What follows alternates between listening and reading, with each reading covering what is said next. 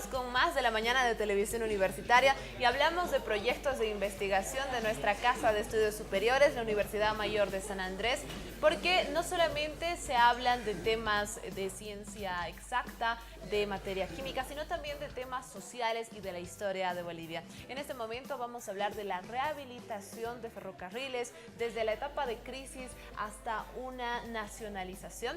Estamos aquí con un estudiante de la carrera de Historia, nos acompaña Zenón Mamani, estudiante de esta carrera que ha realizado esta investigación para su tesis de grado. Muchísimas gracias por estar con nosotros.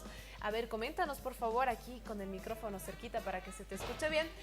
¿Por qué has tú iniciado la investigación dentro de este tema de los ferrocarriles? ¿Cómo has entablado toda la investigación y los estudios? Muchas gracias, Lorena. Buenos días. En primer lugar, saludarle al televidente. Yo soy representante de la Facultad de Humanidades y Ciencias de la Educación, específicamente de la carrera de Historia. Mi proyecto, la iniciativa de mi proyecto ha empezado con la inquietud que tenía de los vacíos en la historiografía boliviana sobre el tema ferroviario en sí, y también sobre la inquietud sobre los planteamientos de los estudios latinoamericanos que había en relación a este tema. Esta inquietud se tradujo en el objetivo que me he planteado para esta investigación, que consiste en dilucidar y conocer el proceso histórico de la crisis y nacionalización de los ferrocarriles. Entonces, mi estudio abarca el periodo 1956, tras la implantación de las medidas de estabilización económica y concluye en 1968, cuando se consolida la empresa nacional de ferrocarriles. Tal vez realizas una clasificación por etapas según los hechos más destacados que se hayan presentado en la historia de los ferrocarriles en nuestro país. Justamente el periodo de estudio se divide en tres etapas. La primera, 1956-1960, que es prácticamente la época de la crisis de los ferrocarriles bolivianos. La segunda etapa, de 1960-1964, que es donde se plantean las primeras políticas de rehabilitación a cargo del gobierno del MNR. La tercera etapa, que es 1964-1968, es prácticamente la implantación de las medidas de rehabilitación. Esto con la nacionalización de los ferrocarriles, hasta la consolidación de la empresa nacional de ferrocarriles, que es ENFE. Muy bien, llegando a esta etapa de la nacionalización y la consolidación de los ferrocarriles aquí en nuestro país, ¿podríamos decir que en algún momento dentro de estas tres etapas que has encontrado tu producto de la investigación hemos tenido estabilidad? ¿Habrá tenido buenos frutos? ¿Habrá representado un crecimiento en lo económico tal vez para Bolivia?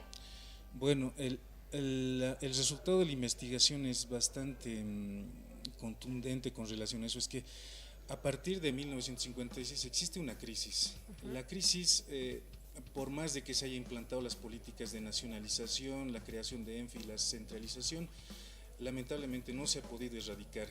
Hemos continuado con esa crisis, inclusive hasta la época actual, hasta la década de 1990, cuando se implantan las medidas de capitalización.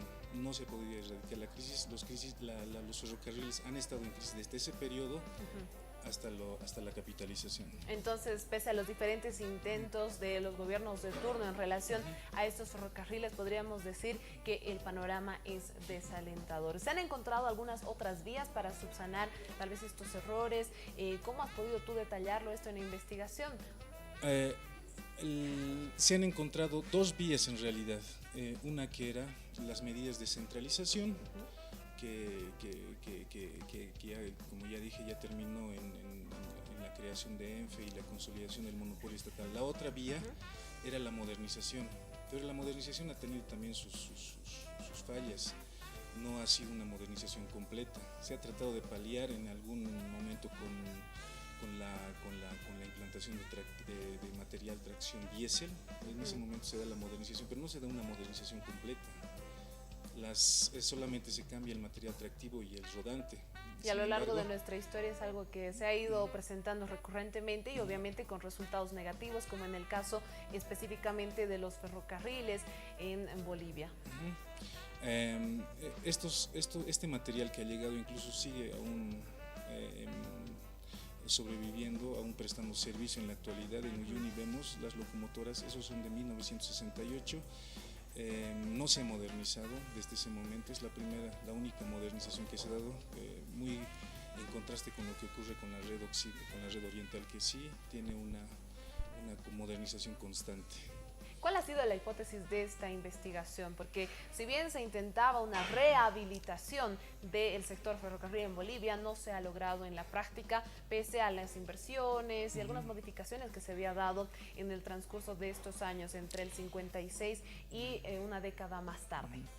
La hipótesis que planteamos era más o menos, hemos partido de que las investigaciones plantean dos factores para el desenvolvimiento, para el desencadenamiento de esta crisis y la posterior estabilización, que más o menos lo atribuyen a la emergencia del transporte automotor y aéreo y el cambio del modelo económico a partir de 1929, con la sustitución de productos industrializados a partir de 1929. Entonces, la hipótesis que nosotros nos hemos planteado es que en Bolivia los factores son distintos. No influye esencialmente el desarrollo automotor y el cambio del modelo económico, sino que existen otros factores determinantes. Estos factores son más complementarios de estos otros.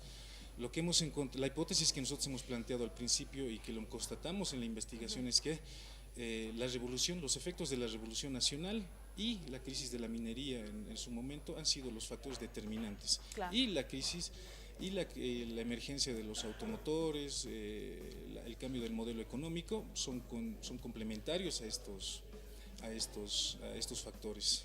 Claro, todo el contexto histórico que se vivía en lo político, en lo económico, son lo que han dado lugar a este desarrollo muy limitado del sector de los ferrocarriles y finalmente llegando casi a su extinción, exceptuando el que hoy en día se encuentra en la región del Salar de Uyuni. Bien, entonces es una investigación que se ha realizado desde la carrera de Historia aquí con Zenón Mamani, así que queremos conocer más detalles, queremos llevar adelante a profundidad todo lo que podamos enterarnos del sector de los ferrocarriles en Bolivia, porque gran parte de nuestra historia se ha marcado en ese periodo. Realmente hay hitos contundentes para nosotros como bolivianos, y para los que estén interesados en conocer más, podemos estar en Estuferia 2017. Zenón, por favor, realízanos la invitación para que todos podamos asistir. Bueno, muchas gracias otra vez por la entrevista y invitarles al público en general. El miércoles 20 se va a realizar la Estuferia, ahí vamos a debatir con más profundidad el tema de los ferrocarriles. Esto será en el atrio de la universidad y en la Plaza del Bicentenario. Muchísimas gracias. No, gracias a ti, tanto por la invitación como también esta contribución que das al conocimiento de la historia boliviana, para que también la gente se entere de cómo ha sido todo este tema de los ferrocarriles, que realmente han marcado y han sido propósito de estudio de más de un investigador, y hoy en día desde nuestra Casa de Estudios Superiores, la Universidad Mayor de San Andrés. Zenón Mamani, estudiante